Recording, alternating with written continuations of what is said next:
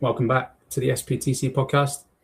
Simon Phillips, your host for today. Just a solo podcast by myself, delivering some latest transfer news. There's a lot more going on now than I last did a solo podcast. There was literally tumbleweed flying through the air as we looked out the window.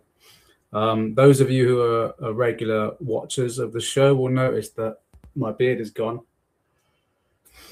Yeah, it is me. I know I look very different, but I assure you it's me, and I miss my beard already. I don't know why I did it.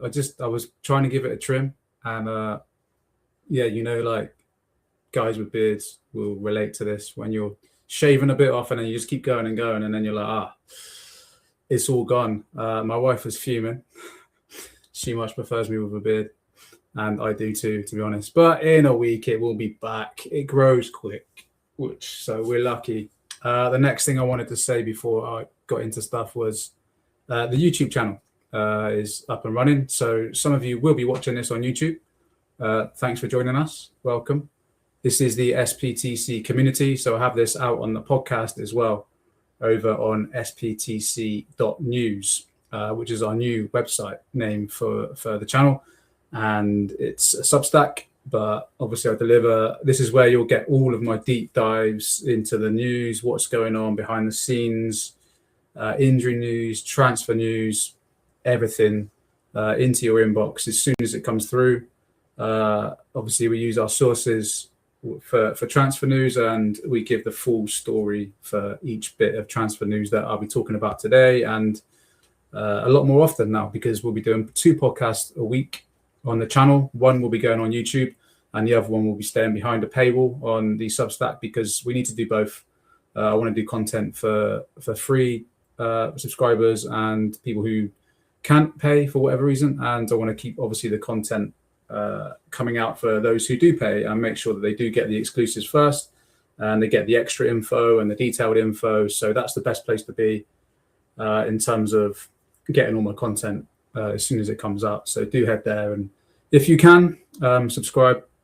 If not, you can get the free subscription anyway and read the newsletters every day. And I will be doing more stuff on YouTube, as I just said. Shorter videos will be going out on my Instagram account as well. I will put all of that in the comments in a minute, where you can find all of those. And we will be starting a TikTok as well, reluctantly. I don't even have a TikTok or a Snapchat. I've been really trying to refrain from getting all of that stuff. But, it's 2026, and that's where the people go for the content. So that will all be coming out soon. Basically, we're doing more video stuff, more video content. I'll try and get guests in. Jay will be doing his usual podcast weekly, and I'll be getting on there as much as I can and doing extra stuff. So, yeah, just plenty more content coming out.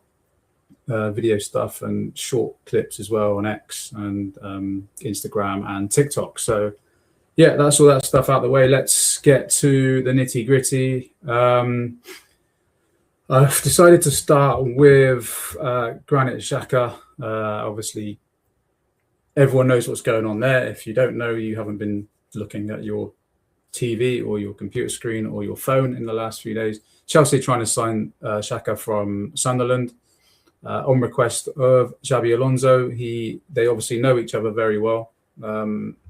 And both of them want to link back up again, and Alonso has gone into Chelsea and said, I want Xhaka to come in. He's one of my midfield priorities. So Chelsea have reluctantly said they will go and get him, or they will try and go and get him. It was through gritted teeth. That is what I heard from sources. So is not a player Chelsea would have gone for if Alonso hadn't come in. So Alonso's guy, Alonso's request, and at the moment, Chelsea have said, okay, we'll do what we can to get him. Chelsea have obviously gone in with a very low first offer for Xhaka, around about 8 million. It was rejected. Sunderland were fuming with Chelsea and felt insulted by the offer.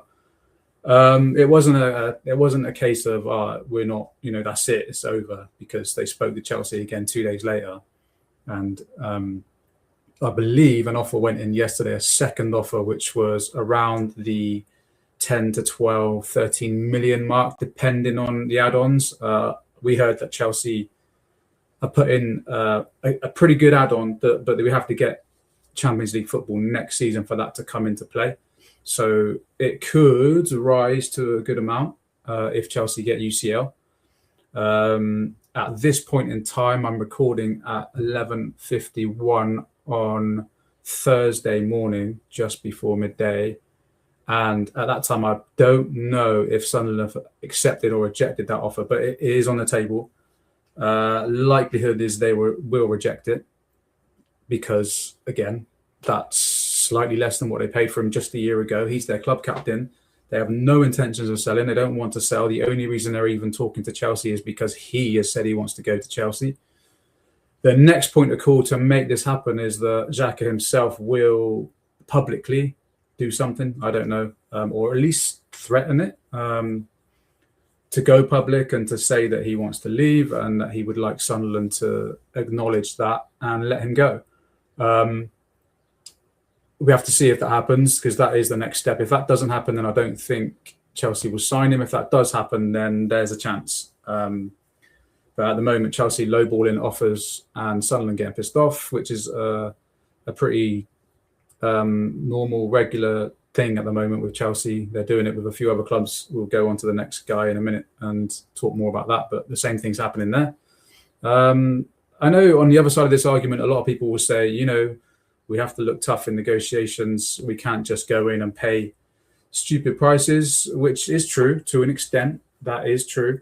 We don't want to look weak in negotiations, and we've got to have a certain amount of strength. Otherwise, we'll just be paying whatever the club demand and not try to negotiate. That's literally how negotiations work. I think Chelsea have just gone in stupidly low for the first offer, and that's pissed Sunderland off. So not a good way to move, right? Why would you want to just piss them off straight away with a silly low offer which was never going to be accepted? It's just a waste of time. That's what annoys me about it. But yeah, to the news side of it, Chelsea have put this offer in. I don't think it'll be accepted. But then they will hope that Xhaka will do his part and push for the move. So that's where we're at with that one at the moment. No positive news really to give you on that. And I'll go in now to Pep Chavarria of Rayo. He is, because it's a similar situation to Xhaka. Obviously he's a player. He's a left back that they want to get in to replace Cucurella. I did that in quotation marks for those listening to the podcast and not watching, because he's not a Cucurella replacement, let's be honest. He's a player who is 28 years old, played his entire career in La Liga or Segunda, to be honest. He was there for 4 or 5 years, I think, before he ended up playing 4 years now in La Liga. So, he's a 28-year-old. He's never been capped at youth level or senior level internationally. So, I've seen a lot of people put out stats and little video clips and stuff and showing the good stuff that he can do. And, nobody's doubting that he's a good player. He probably is a decent player, but he's not a Cucurella replacement. And, they're talking about João Hato stepping up and getting more of a role as a left back. I think he's not looked good as a left back so far. Maybe he grows into it. I think he's looked much better at centre back, and I think his best position is a left centre back if we play a 3. So yeah, it doesn't fill me with confidence. The fact that Alonso has gone out and scouted this player himself, or has watched him for years and likes him, is reassuring. That does give me a bit of faith. And it's not a player that Alonso has come and said, I want him. It's just they've explained the situation with left backs, and they said that we're going to spend less of the budget on the left back now because we need to prioritize these other areas. So what do you want any players who are in this sort of price range? And Alonso's put Chavarria forward. So yeah, same thing's happening there. Chelsea have lowballed an offer. Rayo very annoyed with Chelsea's first offer. They're also annoyed with the fact that Chelsea contacted the player first and agreed personal terms with the player without contacting the club. Now, this is a grey area because this happens pretty much every deal that you'll see out there at the moment. especially Chelsea, it's how Chelsea do their deals right now. They get the player buy-in first, and then they go to the club and say that we've got the player buy-in. How much are you going to sell him for? And it's worked sometimes. Other times it hasn't. It's called tapping up, and it's against the rules of the game. But every single club does it, so none of them like report each other. And I think it's just one of those things that gets turned the blind eye to. But yeah, there was a report that Rayo were thinking about reporting Chelsea to FIFA. I understand that was blown up. That was extreme. But they are annoyed with Chelsea. They didn't like Chelsea's offer. So it's the same situation as with Sunderland now. It's a bit tense. There's the back and forth going on. You know, Chelsea have annoyed the club they're trying to buy from. So are they just going to shut the door completely? Probably not, because he's already agreed personal terms. That's where the Xhaka story is different. I don't think there's an agreement on personal terms, but, or at least not, you know, officially, it wouldn't be a problem. But with Pep Chavarria's case, they're verbally agreed already, so it's all ready to go. Yeah, I mean, we've seen these deals fail so many times, even if they get to this stage. So yeah, we'll have to see if Chelsea go back in with a bigger offer, but they didn't want to pay much for him at all, like 8 or 9 million again, same as Xhaka. And Rayo, I don't think they're asking for extremities, which is what we saw in that report, like, I don't know, 54 million or 40, 50 million or something like that. But they're asking for more than what Chelsea have offered. So again, waiting game, see if Chelsea go back in and see if they get their backup left back, because that's what he'll be. Well, unless he proves that he's better than Hatta, then, you know, he's got a chance to prove it. Yeah, so that's the situation on Chavarria and Xhaka. The other one, which is probably what most people are here for, because this has kind of gone quiet. Maxence Lacroix from Crystal Palace is Chelsea's, you know, I guess #1 target for centre-back. But so basically what's come out about this is that there's been Chelsea have not made any contact with Crystal Palace, and there's been no offer. The second bit is true. There has been no offer. There has been nothing official sent to Palace yet, but there's been talks for days with Palace, not just about Lacroix. As I've explained before, Chelsea are interested in Adam Wharton and have mentioned him.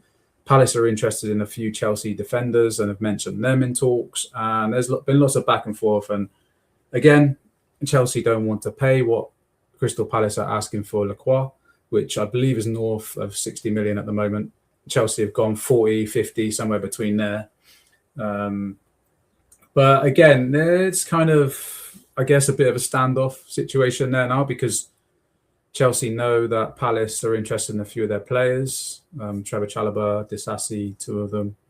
I believe even Tossin has been mentioned now as well. But there's quite a few. There's like a handful of players that Palace would be interested in. So, you know, we don't often see these things happen. It's quite rare, but at the same time, we have seen them happen as well. Favours for favours. You know, we'll sign your player now. In a month's time, you'll sign our player. That kind of thing. So it's a swap deal, but an unofficial swap deal. So I think, you know, there's still every chance that it advances. But right now, it's a bit of a sticking point with the fee, which is the theme of this show, really. And once again, I wish I could bring you more positive transfer news, but this is just Chelsea. This is modern Chelsea under Blueco. This is what they're doing. This is how they operate. They lost out on Mike Mannion over, 4 or 5 million. So they're prepared to do that. If a club doesn't meet them in the middle, then that's it. They walk away. So, Chelsea could easily walk away from all 3 of these deals. None of them are. Obviously, yesterday I reported that the Chavarria deal was close because it was. They agreed terms, and at that point they thought they were close with the offer they had. But Rayo suddenly turned around and said that they wanted more. So both sides are annoyed in the negotiations with that one.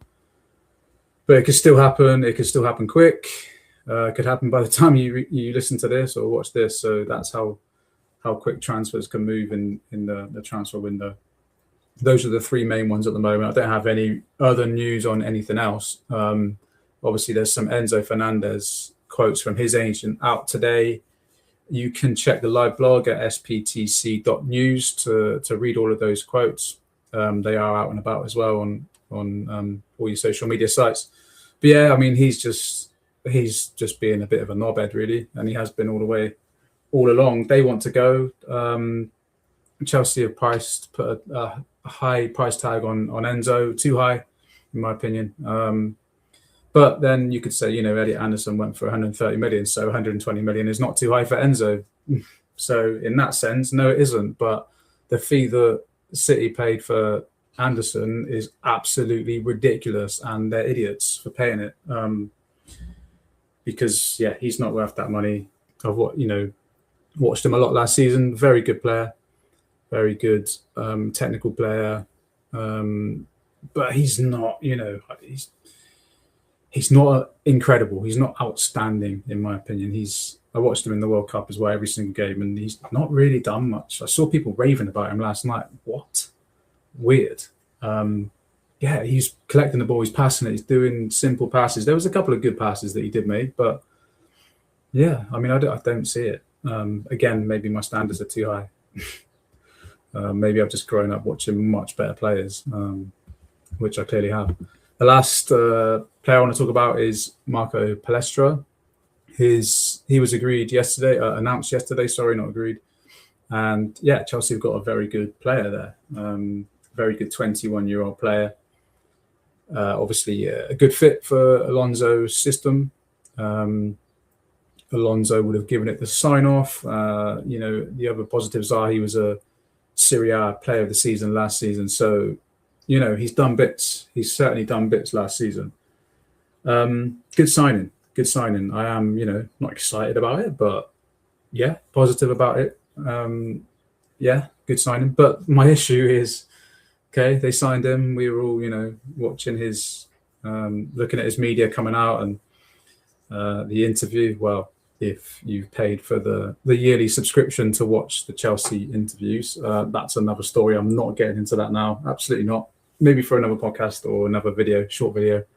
But Chelsea charged you to watch the interview with him.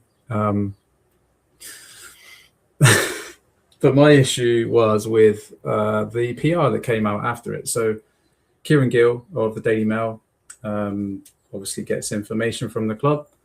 And he described Palestra as being one of the ready-made signings that Chelsea promised us. Now, if that's a ready-made signing, then we all need to fear for the rest of this window and what they're going to tell us about the rest of the players they signed. Are they going to say that about Chavarria as well? 28 years old, maybe he's more ready-made than Palestra. Another debate. But no, behave. There's nothing ready-made about Palestra. There isn't. To me, that's just a fact. He's 21 years old. He's played 50-odd, I think, games in senior football, which is hardly anything. He was in a relegation battle last season. He's certainly not what you would describe as being ready-made. He's had 2 Italian national caps in the senior team. And he's going to get lots more. There's no debate that he's a good player and he's a very good talent and he does look good, but you cannot call him ready-made. I'm sorry, you just cannot do that. And why do that? Why can't you just let the signing go out there? Fans in general were pleased to sign him. Even if they hadn't heard about him, they went out and did their research and he looks like a good player. Just let that be. Why do you have to then go and tell a journalist that he's one of your ready-made signings? This is one of the things that really infuriate me about how Chelsea are run right now. It doesn't need to happen. A lot of the PR does not need to happen. It's all about patting themselves on the back and never taking accountability. And it's just unnecessary. But Palestra, good signing. We'll see. We'll see in pre-season what he's about, and we'll see what that means for Malo Gusto. Still here at the minute because Chelsea have put 75 million on his head. Those who are only listening to the show would have seen a head in hands moment from me there, because Gusto 75 million. Gusto wants to go. Gusto was an Enzo Maresca guy. He's caused issues. He will continue to cause issues. Just let the guy go. Don't overprice him. Don't price him out of a move. Ask for something reasonable and sell him. Make a profit on him. But yeah, 75 million is just going to get doors slammed in your face. So another waste of time. We will end on England. So yeah, any of you guys who are just here for the Chelsea transfer news, I'll let you go now. Any English fans, just stick with me for another few minutes. Yeah, I mean, watch that game like all you did last night, and it was awful. It was so lackluster. It was very much like watching Chelsea play last season and the season before and the last 4 years. The defense were awful. In attack, obviously, I think, Congo's keeper had a hell of a game, pulling off some great saves, but we seemed to lack directness. We lacked imagination in the final third. There was lots of there's endless crosses, but just going nowhere. And every time we got countered, I thought they were going to score, and they almost did get that second, didn't they? In the second half, which would have ended it for England. But the thing I don't understand is, like, we know Thomas Tuchel's talent ID is not very good. His strengths are obviously, motivating his players and giving them a kick up the arse, which they needed at halftime, and then again in the second water break to turn that game around. Well, I mean, let's be honest, it was Harry Kane that turned it around, but Tuchel's team talks helped. But his weaknesses are picking or rating players or judging players. I haven't seen a worse England squad for a very long time. It's so bad. It's so average. It's full of average players. How can you have Noni Madueke starting a World Cup knockout game in 2026? Like, yeah, he does the odd good thing, but he's such a frustrating player. He's not good enough to be a starting player in England. I mean, just look at the starting players France have, and then compare that to who we had starting on our wings yesterday, Madueke and Rashford, who I do like, but he's incredibly inconsistent. Can also be a frustrating player. So yeah, I just looked at the squad and I looked at the starting lineup. You've got Jed Spence starting in a knockout game at a World Cup. It's beyond belief. I can't believe that they could not find, or they could not have found, better English players out there to be in this squad or to be starting this World Cup. I mean, we know the ones that they left at home, the obvious ones, Cole Palmer and Phil Foden and Morgan Gibbs-White, Alexander Arnold, just to name a few. So, but there must be, like, I mean, this is tongue-in-cheek, but even Jesse Derry, I think, would do a better job on the wing than Madueke and Rashford did last night. And Anthony Gordon's been awful all campaign. He was good last night when he came on and got 2 assists and did make a bit of a difference. But again, I don't really rate him that much. I think he's going to be a bit part player for Barcelona. And then just look at our backline. It's hideous, absolutely hideous. So I'll be surprised if England go much further. I think Mexico, with the fans behind them, are going to knock them out, especially if we play like that. If we, if our best players all turn up, your Bellinghams, your Declan Rice and Harry Kane, if all of our best players turn up, then we could win it. We could certainly win it. The Mexico game, not the whole thing. But then you're looking at Brazil down the line, and obviously France are going to get to the final, aren't they? I think England do avoid them. They can avoid them until the final if they get that far. But yeah, I think France are winning the whole thing. I think USA are looking good. Like they were my wild card option at the start of this tournament. They still are now. My boy is obsessed with Canada, as I said, so I'm keeping an eye on them. But yeah, England are just so disappointing this World Cup. And a lot of it, unfortunately, is down to the selections that Tuchel has made for his squad overall and is continuing to make in his starting 11. But then, is there much better players on the bench? Not really. Saka's our best winger, but even I don't even rate him that highly. I think he's overrated and overhyped. Yeah, it's coming home. It's not, is it? Unfortunately not. But yeah, England's still in it. Can still be invested in that sense, which, that's all you got to do. One final word from me. How's everyone liking the new studio setup? I'm in my boy's room. This Reece James kit. It says "Too solid, best wishes from Reece James." He signed it for him.